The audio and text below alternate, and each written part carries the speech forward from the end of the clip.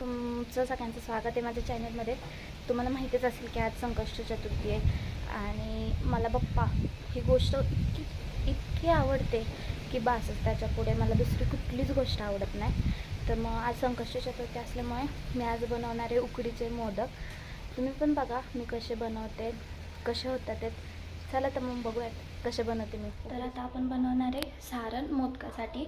तर मी दाखवते तुम्हाला मी काय काय घेतले सारण बनवण्यासाठी. पहिलं खोबरं, त्याच्यानंतर गूळ, थोडीशी खसखस, वेलची वाटलेली पूड आणि तर आता आपण सारण करणार आहे. मी कढई तापवायला ठेवणार आहे. सर्वात पहिल्यांदा आपल्याला टाकायची खसखस तडतडली की लगेच टाकणार आपण खोबरं टाकल्यावरती लगेच गूळ आणि तूप. त्याच्यामुळे सारण खूप छान होतं. तर आपण पहिले बघूयात मी कशी करते. चला दाखवते मी तुम्हाला. पहिला गॅस पेटविंग. पहिली टाकते आपण खसखस. भरभरून टाकायची खसखस, ज्याच्यामुळे मोदकाला खूप छान चव लागते, सारण पण खूप छान होतं. तर खसखस टाकलेली आहे, तिला आपण थोडंसं भाजून घेणार आहे आता.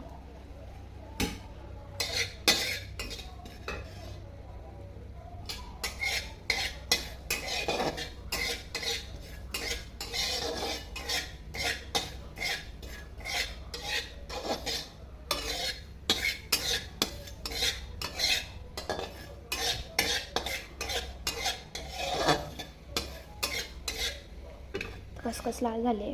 आता आपण टाकायचं त्यामध्ये तूप भरपूर टाकायचं, जेणेकरून मोदक एकदम छान होतात.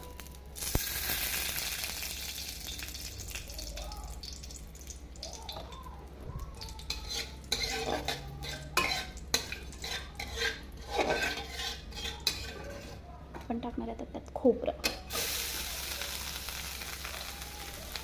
तर आता आपल्याला खोबरं भाजून घ्यायचं आहे चांगलं.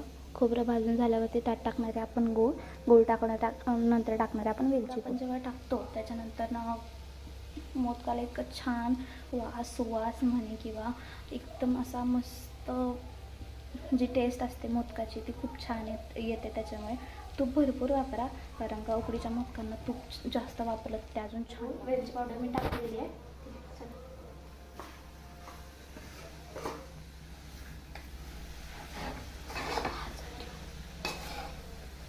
आता आपल्याला हे पूर्ण भाजून घ्यायचं आहे.